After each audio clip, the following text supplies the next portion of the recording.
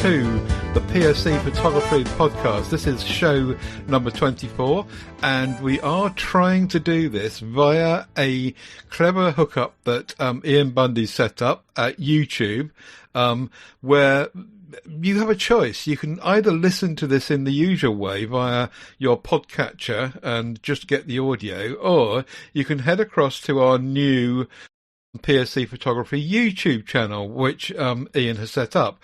The shortest way to get to that is tinyurl.com/PSC Photography, and you'll find your way there. And if you want to stop the audio now and head across there instead, you'll get the same show. It's just that you'll be able to see the pictures we're talking about and the slideshow and everything at the same time. If you want to stick with the audio, you can do that as well. And the PSC Photography Google Photos album is there as well. So if you want to do it the way you have been doing it, then that's good too. Very complicated. I don't know much about this video thing. Thankfully, those around me do. And some of those are here with me today.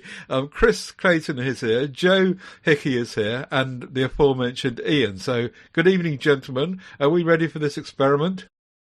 We certainly are. Give it a go. Live.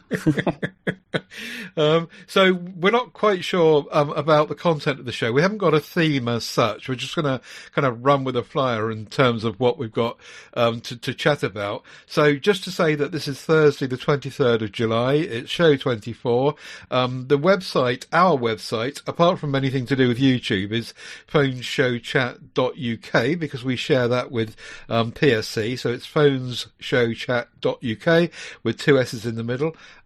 And we'll make sure that there are links in the various places for you to get to that, and the PSC Photography Google Photos shared album as well. So let's press on and see how we get on.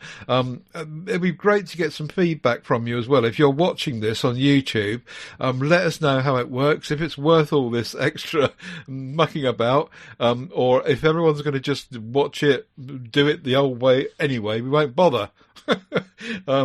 But let's kick off by announcing the photo of the month for PSC Photo of the Month, which was the competition we ran in the MeWe group, which was for the June winner, and five great photographs as always. And the winner was our very own Ian Bundey. The people voted there for his shot, which is called "This Is Nice." And he did this with he took this shot with an Honor Magic 8 Pro. So well done to you, Ian. And tell us all about it. Yeah, thanks, Ted. And the only reason I turned up to pick up my award. Thank you very much. So I was lucky enough after the Monaco Grand Prix to have a day in Nice. And I was walking around, had great fun just with my phone for the day. Taking some snapshots. And this was one I saw, and I saw the bench between the two trees and thought that would make a good sort of composition. So how I did, I took it on my phone and then I edited it in Lightroom. And probably what might be useful is just to give you a bit of a flavour of how I did that. So if I swing over to my phone, which I've got on the screen here, which you should be able to see, I can actually go into Lightroom and I can see that photograph. I can turn it round, and by the power of using an Oppo rather than on a phone, I can share that on the screen. So we can see that when I've taken that picture, it's gone into Lightroom Mobile. I actually use three versions of Lightroom. I have the mobile version, which synchronises with the cloud version, so I can edit on my desktop the same photograph. But I also use Lightroom Classic for the commercial photography work that I do. But this instance, it was on my phone, onto Lightroom. And one of the great things you've got within Lightroom is you can see the versions. So we can actually see what I actually took compared to what the outcome was. So the end product is there. and what I actually took was here. So I did have the vision, so I didn't lie about that. But there was a lot of distraction in the photograph, and I think that's the beauty of where you can do an edit. So really stepping through the process of removing that sun flare out of the image, and also removing the people was the first thing I did, and then really looked at what the sort of color scheme. There was a very, very blue version, and I had to play around with the sliders, and just a comment from Chris. Once I had got rid of the distractions, it's a matter of just personal preference of playing around with the sliders until you get something that you like. So found that was a bit too blue. That was more. This version was more, I felt, in keeping with the sort of the Nice or what I was seeing. Step through, and that really came to the sort of the end product. So I think for one, it's really enjoyable. Even if you're taking pictures on your phone, it's amazing what you can do with the editing software, Lightroom, but also things like Snapseed to put your own touch on that photograph. So just a bit of background to that image, and background to other images. So you can make a dramatic transformation of images through Lightroom. So just something I was going to sort of share with you guys of how I got to that amazing award-winning photograph for this. It's a very nice picture, mate. Oh, that's the funniest thing was I can't remember who commented on it, because I put it was Scott Brady. Yeah, this is Nice, and he said, "Could you put the location?" I was like, "This is Nice," but yeah, English humour, I guess. But yeah, so that was it from me. So just really to share the edit on there. Apart from that, just maybe to touch into the last week or so photography, I did go to the British Grand Prix and cover that, and also Goodwood. Just a few images that stood out for me a little bit. I do like the reflections. What they have on the sculpture at Goodwood every year is something different. This year was the Singapore, which was quite interesting. And I did like, probably my favourite from the day was the dog hanging out the window of a car drifting. Again, not much artistic merit in it, but it put a smile on my face. So, I like the bloke with the fag on the go. Yeah, that was one of the Chelsea pensioners at the British Grand Prix. I was saying to you off the pod that I'm very conscious around taking photographs of people, especially when I've got a massive professional camera. So I really struggle to try and catch people. If he wasn't looking at me, I would have liked to have got him face on, but I did like the smoke with the black background behind him. I think the side profile is what makes it. I really like, really good. It was something interesting, and again, something that wasn't just what you would expect British Grand Prix photographs to be. So yeah. So that was me for the last couple of weeks. Probably a lot more interesting is what Chris has been up to, traveling the world and documenting it. Yeah, well, Chris, you've been to Thailand. We have. I was just going to quickly ask Ian about his editing process, because this is nice photo seemed very, very efficient. Because it's a phone photo that you've just knocked out an edit really quickly. And with your professional images, I'm assuming that there's a much longer history on the edit.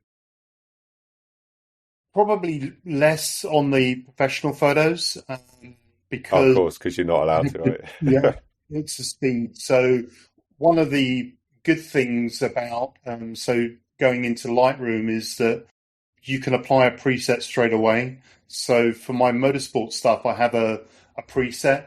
So if I selected a photo and go to the presets, I have one called Bundey's Media, which is one that I use every time I import an image into Lightroom. It applies this preset.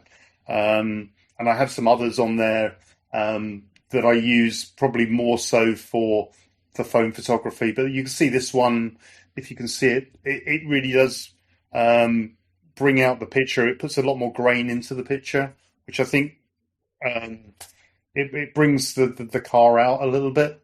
One other thing I do with, especially on the car photography, is I do like the car to actually pop. So I do, out of the box, go through and create a mask for the subject on there.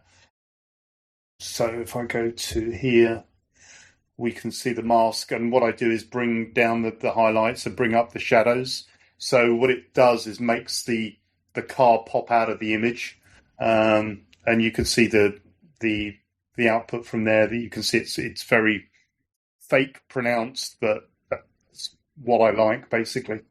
So yeah, I think for I've got a lot more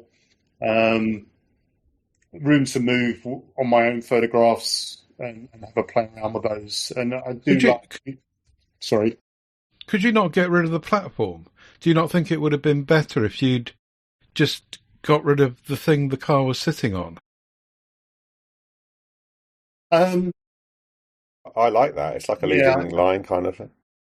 I think that's the beauty of photography, isn't it? It's like everybody has a different view to it. To me, it brings a question in of what on earth's going on there.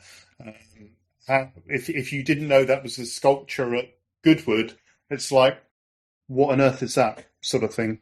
That's what I was going to say, though. It's immediately recognisable as Goodwood, isn't it? Which is quite a good thing. But also, what I like about Lightroom is that it enables you to save really bad photographs and turn them. It's maybe the expression is maybe polishing a turd, but this one here was from Shanghai, so you could see the original photo, and after the edits, I put on a neon edit onto there, so you can see how the difference between the two on there. That's cool. Side by side, so you can see the difference between the before and after for that image. Likewise for this one I really liked, but you can see I'm not a very good photographer and maybe better editor than I am a photographer. But yeah, it's amazing what you can do in post, and I think we've brought this up again. I know Chris say that half the fun or the art or what you apply is what you can actually do in an edit to bring something out of the photograph to put your sort of style on it. So yeah, long answer. I normally just apply a preset to my work stuff, but take a lot more care from a my photo perspective, really. Or if there's one that from a work photo that I want to put in my portfolio or something like that, I'll put a lot more work into it, Chris. Cool. So I sort of took over for a minute, so apologies. But Chris, you were talking about going to Thailand for, 6 weeks or? Yeah, 6 weeks. It was really, really good. As I said before I left, it wasn't necessarily a dedicated photography trip, although obviously I took every bit of photography gear I had with me. But yeah, it was a really, really good trip. We kind of saw, probably did about 2,000 or 3,000 miles around the country. Saw the city, saw the mountains, saw the beaches. So yeah, I'm really, really happy with a lot of the photos I got. But more importantly, we had a really, really good time. But that said, I have put what I think is probably the pick. It's quite hard to sort of narrow down. I ended up picking about 20 images, I think, in there. I think it's hard to sort of separate the experience of taking the image and where you are a lot of the time with the quality of the photo. And I'm still it's still so recent that it's tricky to sort of pick out what I think is objectively the best photo. But for me, I would pick out the monk as he walks in waving the flag. I don't know if you can find that one, Ian. I'll go up a bit. On the right there. No, it's the next one. It's to the left. This one? No. The one with the flag. Oh, I got you. Yeah. That one, yeah. That one. So obviously all those images were taken at the same time. We went to a temple in a place called Petrabun, which is basically the only thing there is this temple. It's quite a rural area. But we got there just as they were closing, and we had no idea, but there was something called a tudong, which is like monks kind of make a pilgrimage from one location to another. This was on their route. It might have been their end stop, a few 100-mile walk, and they arrived at this temple just after the temple had closed. But we managed to hang back as they arrived, and me and my wife were literally the only non-monks there, basically.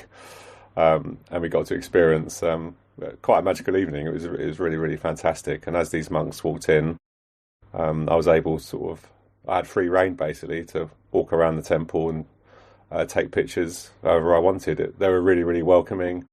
The total opposite experience of Morocco, where there were no concerns about you using your camera or anything like that? None at all. The monks, they had 2 or 3 of their own photographer monks. I guess you could say they had some Canon gear and pretty high-end gear themselves. They were monks as well, but they were photographing it and documenting it, and they were happy. They shook my hand and sort of said Sony at me a few times.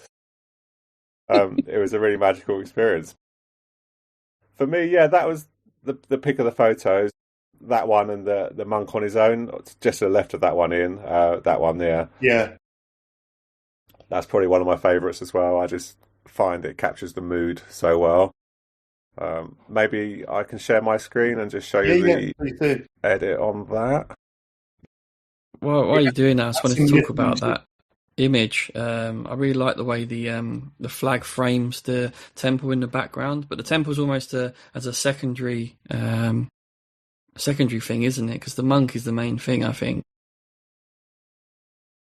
So this was like a burst mode shot. I captured the monk as he walked sort of into the frame and out of the frame, and I was really happy that I got, because my camera's quite slow. It's not like a mega fast frames a second like Ian's is, so only a few frames a second I can do.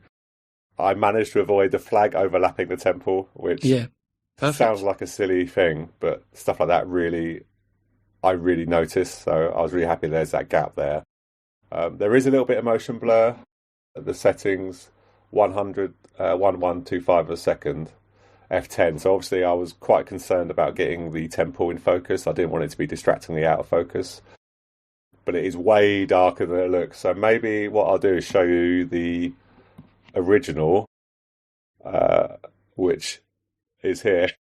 I'm shooting at 16 millimeters, and I know when I'm taking the image that I'm going to correct the perspective. I'm going to straighten it, and that's going to result in a big crop, which is why it might look like a lazy composition, but I deliberately knew that temple was going to come forward and to the right, which is why there's a massive gap down the side there, and I've left a gap underneath because I knew that the whole scene would be sort of tilted forward after it's been perspective corrected.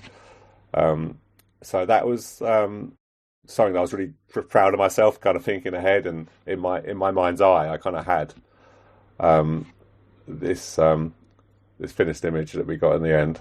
It just shows you that skill and experience goes hand in hand, doesn't it? Yeah, I'm really anal about straight lines and perspective, so I've done it so many times now that I know that it does give you a big crop, which is where the high resolution comes in. I can look at the history and you can see that it's probably, I haven't looked at this, but I'm guessing there's a long list. Okay, so this is, every one of these lines down the left there is some kind of edit. Just for the audio listeners, it could be a whole new episode if we went through it. Yeah, so I should say there is a fair amount of... So to walk through this editing process would be a multiple hour so what lecture. aperture did you shoot that at, Chris? F10. Okay, yeah. Yeah, so obviously with the wider focal length, you're going to have more depth of field anyway, but I was still quite concerned Everything in focus. because, yeah, as much as you can check on camera, you never really know, do you, until you get on a bigger screen. And F10's kind of was pushing it in terms of light, ISO 800, so I probably could have pushed the ISO a bit more, but I thought 1/25 was enough. But to be honest, I don't mind that little bit of motion blur on his foot and on the flag. No.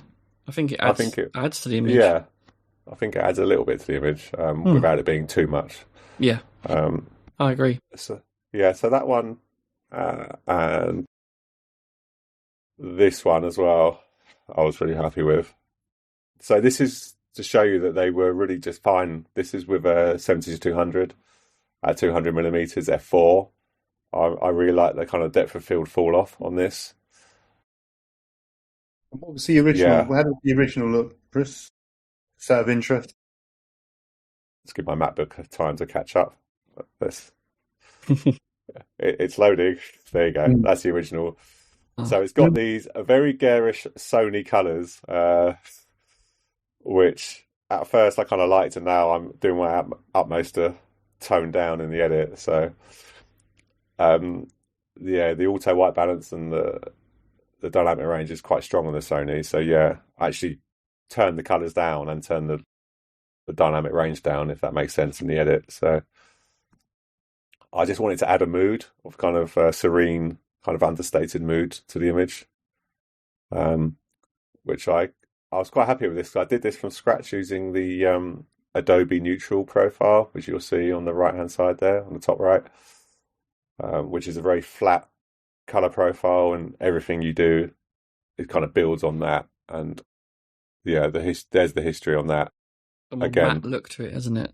Matte look, that's what I was going for. Yeah, so it's kind of raised blacks, kind of a lower contrast, and just kind of a very simple, subtle, serene. Do you use any colour grade presets that you have to kick off with? I do. So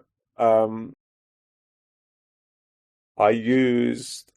So on the first couple of days, I went to a place called Talat Plu in Bangkok, which is like a lesser known suburb of the city. And I edited a few street photos. This is the only one I picked to show in the group. And then I saved this as a preset. And I used this preset on all of my Thailand images, all of the street ones. So you can see in in the presets, so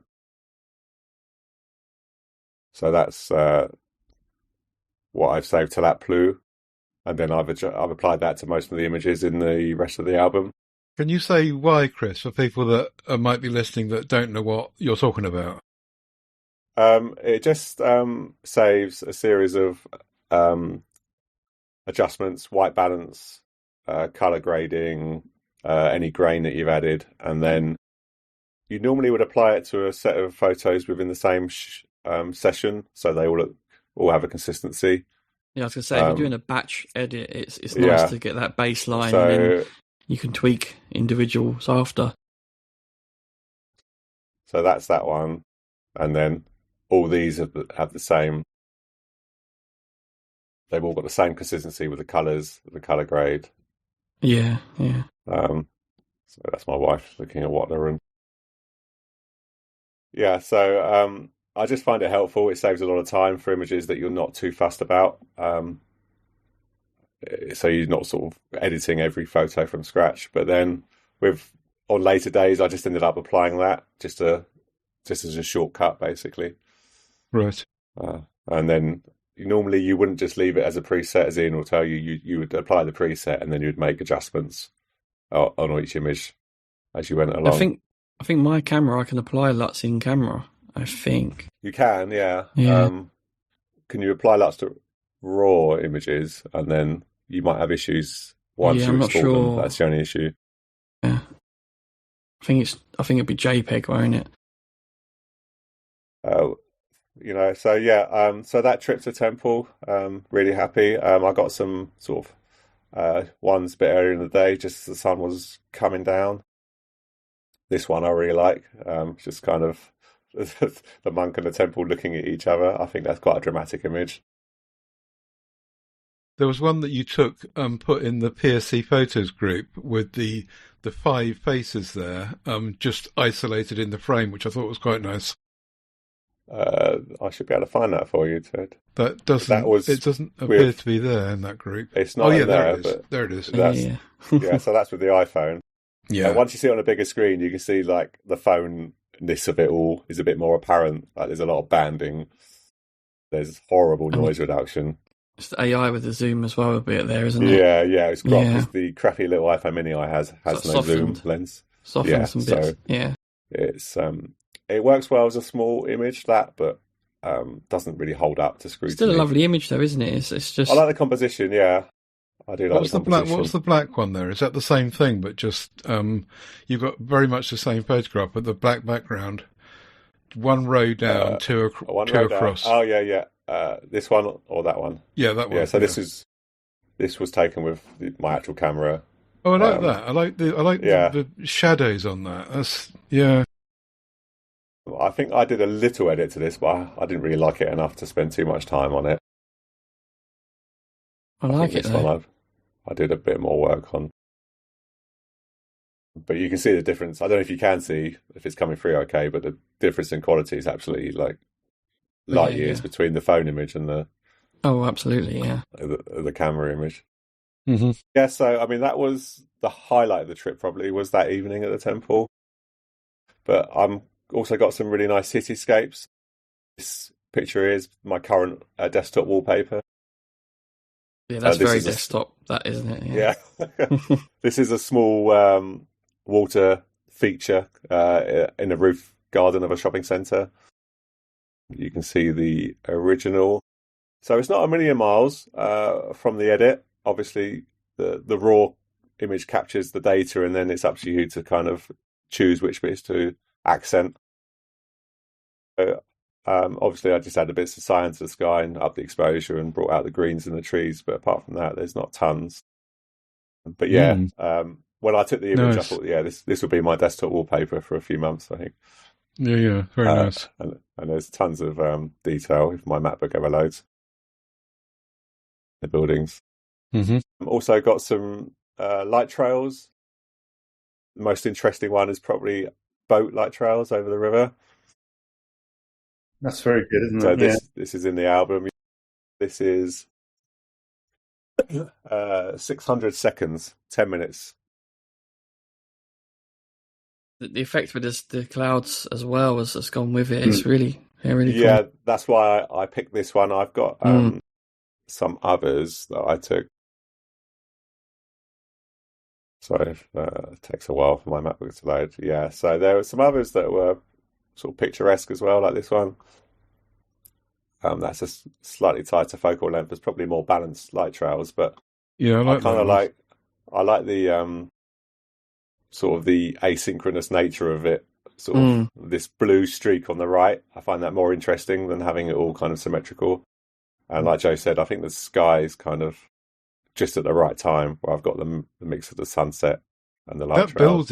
That building on the right is fascinating, I think. Some close-ups of just that multitude of rooms with different coloured lights and lights off and lights on. That building would make a good study, I think. There's a lot of buildings like that there. Yeah. Image very interesting. There's loads of points of interest, isn't there? Like the light trails, the sky, the buildings. Yeah, it's really interesting. An image like this kind of works a lot better on a bigger screen. It's quite hard and it's quite frustrating when you're showing it on phones because great canvas, wasn't it? That one. You just can't see. Like, there's so many. You can see like sort of 2/3 down the screen. There's just all these little boat trails, all the small boats. These are all hotel crossing boats that cross from one side of the river to the next. You say it was all of that will be lost. 10-minute exposure, Chris. 10 minutes, yeah. So all the multicoloured lights, that is like they have these nighttime cruises, like party boats and things like that. And they've all got these different lights. If you're wondering why there's sort of crazy colours. If I get the original up. My MacBook does not want to show me the original. But also got this is a well-known spot in Chinatown, which is actually really hard to get to now because it's so popular that they have a security guard blocking access. It's taken in a car park. But when we went there, the security guard was sleeping, so we tiptoed around him and managed to get this image. I'm not crazy about the image. It's too bright overall, so the light trails don't pop as I want them to. But it was fun getting the photo, so it was a good experience. It's a nice story to go with it. I love that. Yeah, it was fun. Got a couple of minimal images. This is probably one of my favourite images, and this was taken on my phone. Yeah, I do like that. Chris, you use the iPhone Mini 13, yes, which probably is a better camera than some of the newer ones. Do you not feel you are maybe potentially missing stuff if you haven't got a better camera phone? Or yeah, I've definitely missed. Not in terms of image camera more. Not in terms of image quality. I've definitely missed the zoom lens. The iPhone Mini's only got an ultra wide, which is near unusually bad, and a main lens at 24mm. So I have missed the kind of 3x option of a better phone. But I don't think I would really upgrade a phone just for that. You could always try a moment lens on it to give you some telephoto. I can't be arsed. I can't. I tried all that before, and it was just. Oh, did you? Just the right old faff, yeah. And I've got. Well, Moment's not so bad because you can get cases that it goes into, which makes it quite easy. Yeah, I did. It's not cheap though. I bought the Moment case and I bought some ND filters, and then about a month later, I bought my first camera and I never used it. Yeah. Yeah, I think back in the day, I had the anamorphic lens, the Moment lens, and things like that, and it turns into a faff, and then sometimes it's easier to use the camera than it is easier to use the camera. Yeah, 100%. This image I was really happy with as well. I like that one. Yeah, I remember seeing that in the group. It was really very impressive. I like that. This was taken from our hotel room window. We got quite a decent room to see the bay. This is like a fishing town called Prachuap Khiri Khan in southern Thailand. It's not like a beach resort. It's just a fishing town. So there's just these fishing boats always out in the bay. But at night time, they sort of light up different colours and it attracts various fish. It's quite a challenging scene to shoot because it's. If I can show you the original, so that went through Photoshop. That's the original, and that's pretty much how the thing looked. So there's quite a bit of work went into the edit.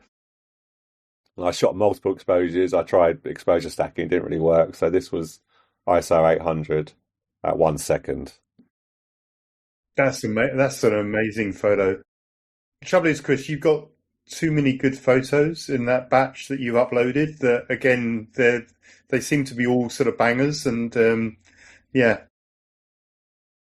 Well, I appreciate that. Thank you. Good. Yeah, I wanted to pick out just sort of, you needed to put a I wanted to pick out 5. But like I said before, it's hard for me to know whether they're good photos or whether I just had a good time taking them. If you know what I mean? So. Sorry, Ian, we go to mine in a bit, and then that's when we see some crap ones to give some balance to the show. This is an Instagram spot. Another one where it's quite hard to get into. It's a car park inside an office block, and we had to kind of blag our ways in. Luckily, my wife is Thai, which helps. And you just kind of you get this Mahal Nakhon Tower, which is a tourist tower in Bangkok, and then you just wait for the SkyTrain to come past. So that's really cool. I'll show you. That's the original. Again, you correct for perspective. We went to this railway market where you've probably seen it, where they close all the market stalls up as the train comes through. Yes, yeah. Which is probably the least interesting thing about the market. The more interesting images are to be had like these, I think. So Is I that a got real few. tourist trap? I mean, is it? Yeah, it's horrible, Ian. It's nightmare fuel.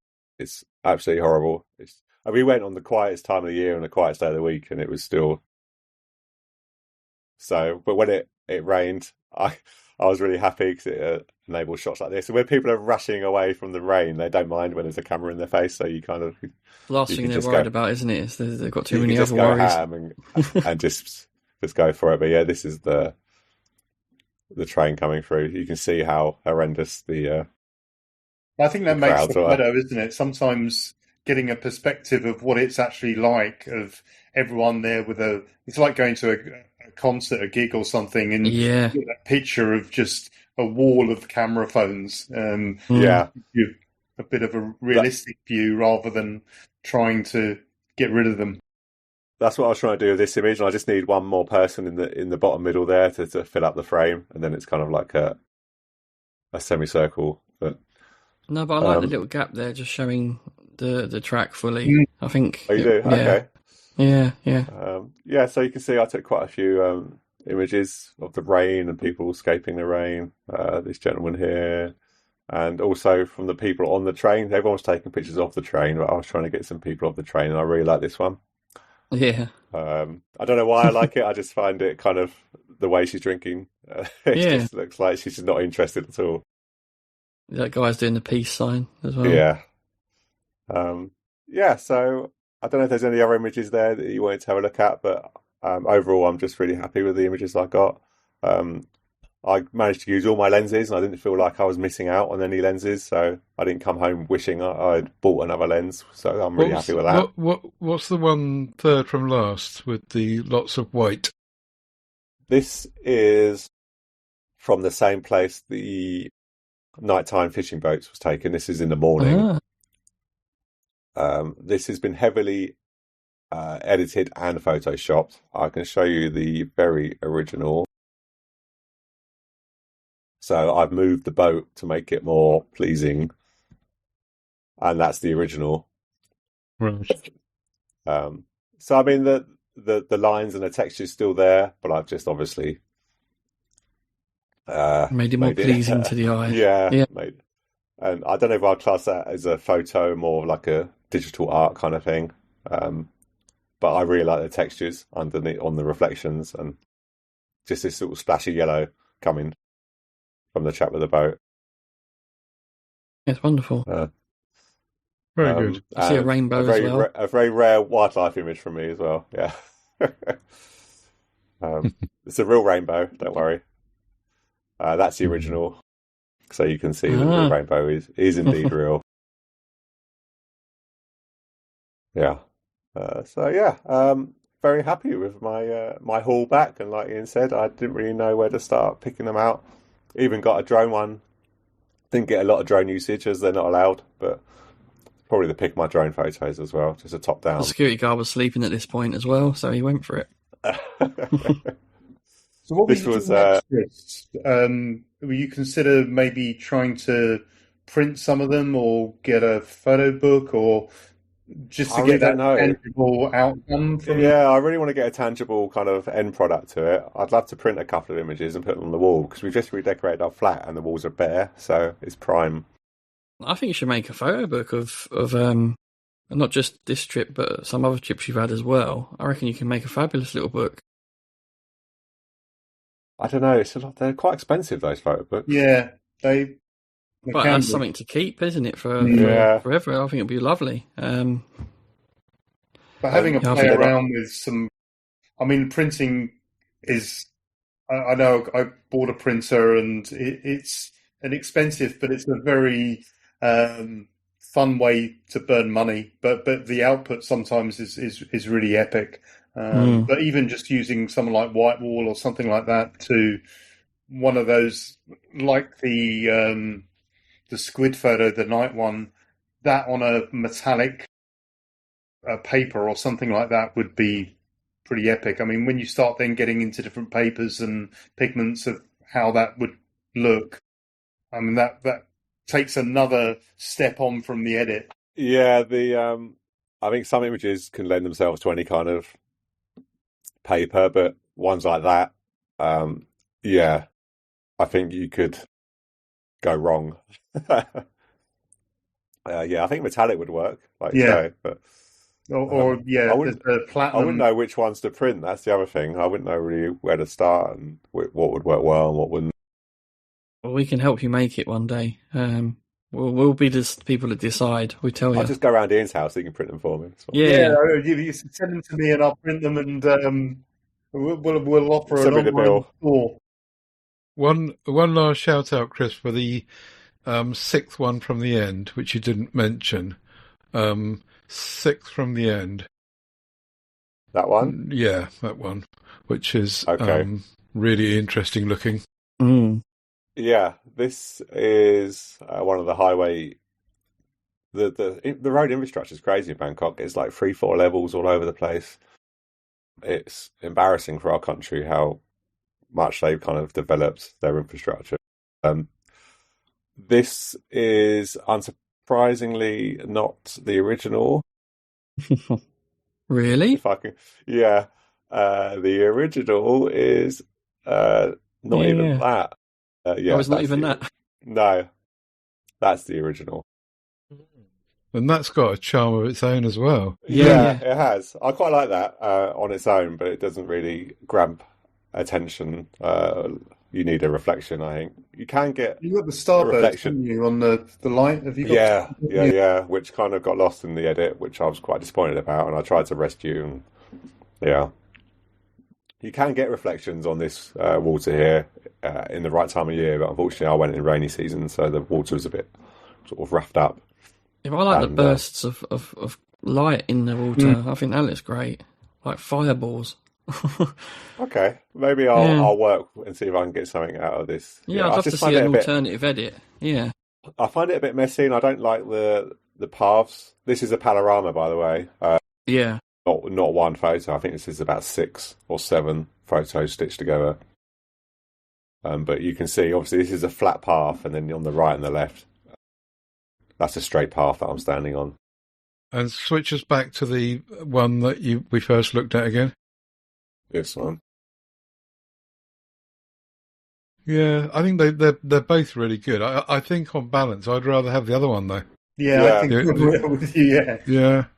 So you're obsessed with reflections. I'm just obsessed with reflections and symmetry. Yeah, and I can get carried away. I'm my own worst enemy sometimes, for sure. Yeah, I'd like to see an alternative edit. That's your homework for the next show, I would say. I'll see what I can do. Thanks a lot, Chris. That's great. Okay, Joe, let's move across to see what... I don't know if you can take control of the screen in this YouTube window. Some of these discussions, you really are going to have to go across to the YouTube channel to see what we're talking about with jumping around between... Ian and Chris's edits, for example. You're just going to lose that completely on even if you're looking at the shared photo album, you won't see all of that. So encourage you to go across, and I'll give you the URL again. It's at tinyurl.com/PSC photography, and you'll be able to slide in there and do it the other way. Joe. So first thing I need to say is do not compare my Formula One images to Ian's. He is a professional and I am very much not. Also didn't have the correct kit really. I was there. I managed to go to Silverstone with Motorola. And I thought, I've got to take my camera, haven't I? I've got to. Even though I've only got a 100mm macro lens, which is not the perfect lens for this type of thing, but I brought it with me anyway and snapped away. They've all had subtle edits. So if we go from the top left over, I tried to do a few panning shots of the cars, but this one didn't come out too great. It was hard to get the focus right, but I still quite like this one because the focus is kind of on the crowd. And do you know what? It is very much about the people as well at Formula One, which I think Ian agrees with. Yeah. This one, the next one is Red Bull car. It is Red Bull, isn't it? Yeah. Again, it came in focus, that one, a little bit more, so I was pleased with it, because I took loads and loads were crap. This is probably my favourite one of Lewis Hamilton, but I went for a black and white background just to highlight the Silverstone F1 and the actual car itself. Basic edit, but I suppose one of the differences with motorsport is that Ian, because of what he does professionally, is the other side of the fence. And yes, yeah, poor you've got to try and make something through the fence.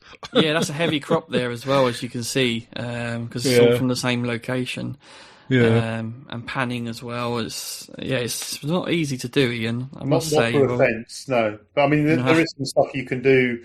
Again, with a long lens, you can get rid of the fence, but again, for a pan from where you are, it's very difficult. Yeah, but I had good fun doing it, and I mean that Lewis Hamilton I was quite pleased with. I took some people shots as well. These ladies, she was like walking along the yellow line, which took my eye. I snapped away at that one. This one was just when we went around the back of the pits and I saw these signs. I had the intention of adding black and white and colour with this one. Some people think it's shit, but I liked it. That's cool. These Ferrari ladies. Again, I was trying to get groups of fans in different shots. It's really cool because I didn't realise that everyone was going to be in fan kit of different teams. I guess it makes sense, but I've never been to Formula One track before. Was it your first race then? Yeah, first race I've been to. Cool. She was quite interesting, this lady. I quite like that one. I think the blur in the background is just about right, and it's focused well on the subject. Yeah, this is where the 100mm lens was quite good for this particular shot. It worked out nice. She just took my eyes, quite interesting. The next one I had the intention, there's some McLaren fans there, and I had the intention of always making them in colour and the rest black and white to make them really pop. I mean, everywhere I was looking, you could see the McLaren fans, and the only ones that popped more was the Lando fans, Ian, in the bright yellow, because there was a Lando stand as well, wasn't there? Which is I would love to have got some shots of that with a similar view to do like a edit like this.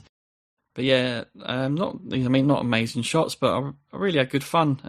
I don't get out with my camera often enough, so it was nice to. That's really funny, that one.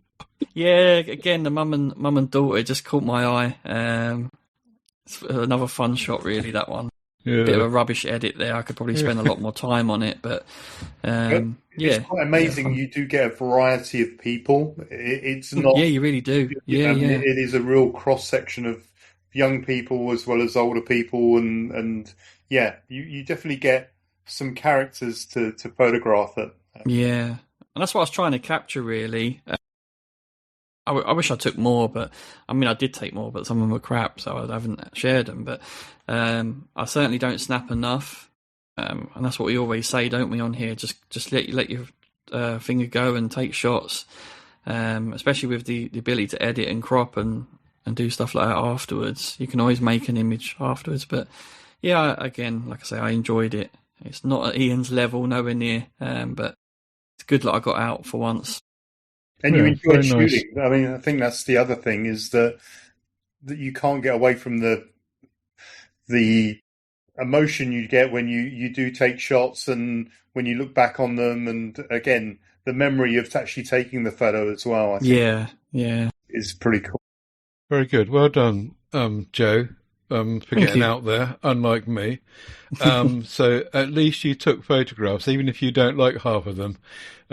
Let's move on to the news. We got a couple of photos from that were put into the shared album. Sorry about that, I almost forgot. These are by Chad Dixon, and I don't know, Ian, do you want to lead us through these two? I think there's two, isn't there? Yeah, there's a couple from Edinburgh. I say I do like. There's a lot of sort of city photography in black and white that Chad does, and again, it proves that you don't need to have the latest camera. So he's using an S25 FE, but I do like a lot of the shots that he takes. And again, there's lots with people and sort of architecture. And I think the black and white on those works really well. And again, people shots with the reflection and again the tower in the background. I think it's really cool. But again, you have the power to do that even if you don't have the latest phone or the latest camera equipment. You can take something really interesting. Worth noting as well that he uses Snapseed, which is a free bit of software from Google. It's about having an eye, isn't it? It's seeing images in your eye, and I used to find this, back when I was using my cameras in the film days, and probably even more important then when you've got to pay for every shot you take. Just having an eye to see, that'll work. I'm going to fire that, and or taking Joe's method from earlier, he said to just shoot everything. Yeah. But thank you, Chad, for putting those in the group photograph. Now we're going to just cover a couple of bits of news here. Chris, do you want to lead us with the news? I guess the biggest new release since we've been off is the Sony RX10 4 or 5? 5. I don't know if Ian can open the article because this has been kind of a divisive launch from the reviewers. The Pixel were quite down on it, but a lot of people were quite up on it. I'm not really a bridge camera enthusiast. I didn't really know what a bridge camera was, to be honest, until this came out, and it got a kind of a renaissance of coverage. But for me, the price does not justify remotely what this camera offers, but a lot of people seem to think that it does. It's kind of an odd package because it's like a Sony A7 IV body with supposedly all the AI autofocus, but it's kind of paired with a ancient, by all accounts, like 15-year-old 1-inch sensor and an equally ancient 24-600 variable aperture lens, which I guess the selling point is that focal range is kind of crazy for one lens, and 1 inch is decent. 1 inch is a decent sensor size to get that focal range. Because I reckon you should read out them pros and cons, because that really highlights what you're saying. I can't see Compact that on and my light. screen. Go on, Joe. Extreme zoom, improved ergonomics and UI for the pros. Unreliable autofocus, poor low light performance, slow for the cons. Yeah, I think the cons are kind of I mean, what do you expect? It's 1-inch sensor, and then you're putting a very slow aperture on. People, you can get these 1-inch phones. People go, well, you can get a 1-inch phone, a 1-inch camera sensor in a phone, but obviously that is only on one lens of the phone and only at one focal length, and this is throughout the whole focal range. But conversely, most of those phones are at 1.7 or 1.4. What's this? 4 point something or other at the long end. I can see the appeal though. I mean, if you look at them cons, you can work against them, right? And make sure you have them in mind when you're shooting. Just don't take loads of low light shots. Yeah, for a start. But it's an expensive. I mean, one thing I did hear, I think I was listening to Kev Wright, that he was a massive fan of this and was in the queue to buy one of these. We should maybe try and get him on to help us understand the rationale behind it. As us not being bridge camera people, but he seemed to be. There's a lot of people that are fans, aren't there, that love them. I think Kev's in it for the zoom range, and he's always liked to have those. I remember him having a Nikon and a Lumix that just was such a huge zoom range. And by his own admission, I don't think he cares about the 1-inch sensor. That's not the point. In this day and age, I think he concludes that for what he wants to do with these photographs, that's okay for him. Might not be for everyone, but to get f4 at 600mm for him is actually good enough. Of course, Kev's very welcome to come on and explain himself, but I think knowing over time, I think that's probably what he would say. I guess it depends what you're doing with the photos. Are you trying to create works of art, or are you just trying to document things that you've seen? And if you're just sort of documenting things that you see, then the 1 inch doesn't really matter, like you say. Yeah. Mm-hmm. But I don't really know why you would just take random photos of things that you see. That's just... Well, 1 inch is good enough for some people, you know. Yeah, so, yeah. If you squint, it could be bigger. But yeah, I think the main issue is the price of me. You can get a Sony 200, 600 and a Sony, some kind of full frame Sony camera for the same price as this. Obviously, you're looking at a massive. You can flip the massively argument heavier to and have a bigger lens. setup. Yeah, that's it. The weight would be much heavier, wouldn't it? I think this is still fairly chunky though. 1.3 kilos, I think, isn't it? This bridge camera. Yeah. Yeah. But it's the thing about photography is, I think that's probably the thing that we don't have the experience that.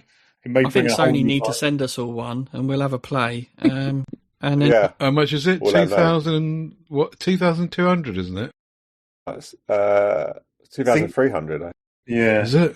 Wow. Or maybe that might be dollars.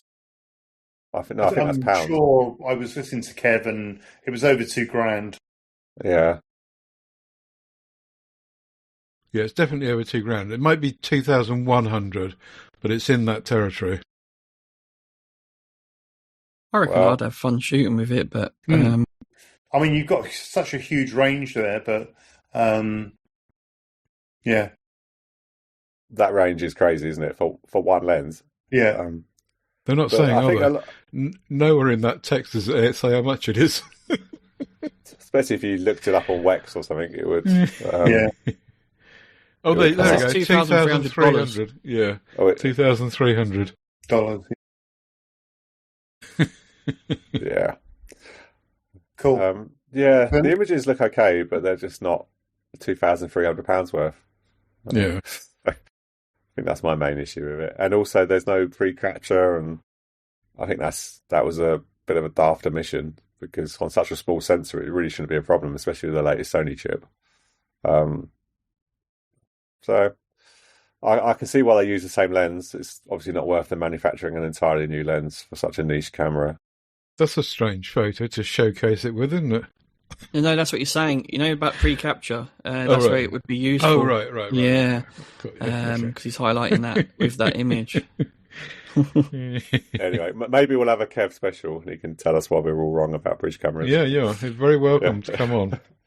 I'm sure Gavin had one as well at one point, and he was raving about it. He's had everything, though, isn't he? Yeah, that's true. He has everything, and he raves about all of it until he sells it. So. Okay, what's up? It might be of interest to you. It's on Nikon as well. Yeah. 1220. Again, I've got the sort of holy trinity of lenses, so I'm not sure why I would get this. I don't know. How wide is your wide? So my wide is 14. 14. You've got the 24, 14 I to think. 24. And 2.8. So Just to explain to the audio crowd that we're looking at the Tamron 12 to 20 mil f2.8, which is about 1,500 quid by the looks of it. Yeah, so Back it's to- 1450 on Sony and 1530 on Nikon. I don't know why Okay. you pay more for Nikon. Tamron, any good these days? Well, I don't like them, but this seems like it's a step up in quality from their previous entries. I've had quite a few Tamron lenses, and they didn't last long. They've got terrible coatings. But for what I've seen, this looks on par with the Sigma stuff. It does appeal to me. 12 mil, my widest. I've got a 16 to 35, and I also got a 9 mil prime. So I would like a 12 to 24, which is £3,500 on the Sony lens. So something like this, probably a little bit more viable for me. But yeah, It's talking about a new design language on that one. Do you guys know what it's talking about with that? Or loads of buttons basically.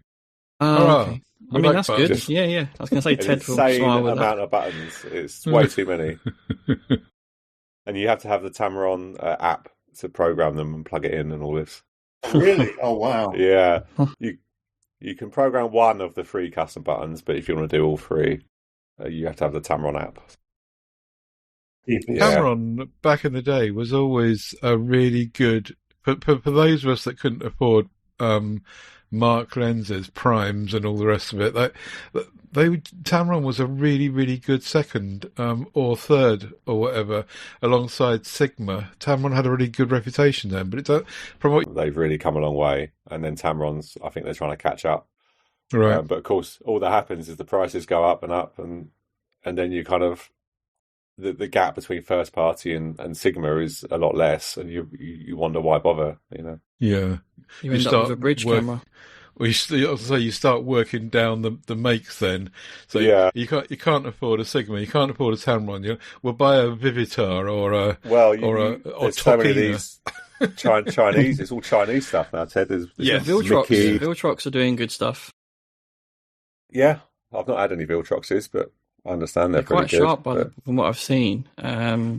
It's not sharpness that I've had issues with. It's lens coatings and flaring. Capturing dynamic range. Those kind of issues that you can tell a difference. Okay, and one more last bit of news about your beloved Sony.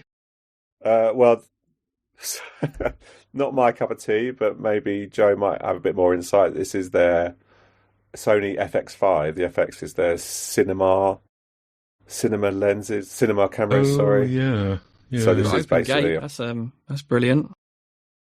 Open gate on there. Part of $5,000. So I don't know if it's worthwhile or not, but yeah, open gate. No. I don't even know what open gate is.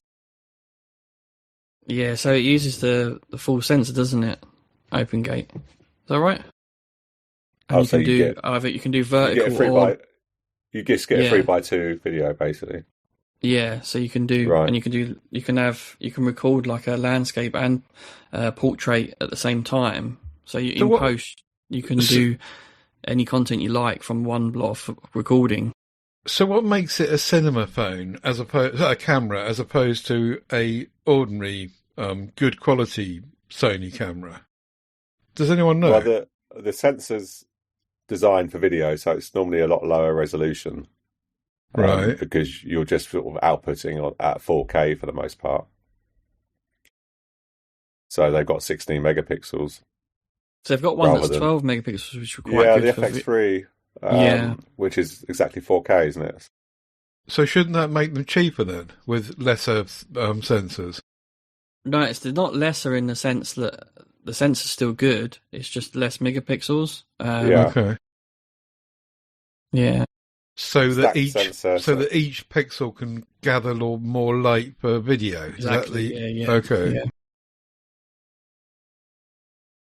Thanks very much, particularly Ian, for setting all this up and doing all the background work on this. It's a really interesting experiment.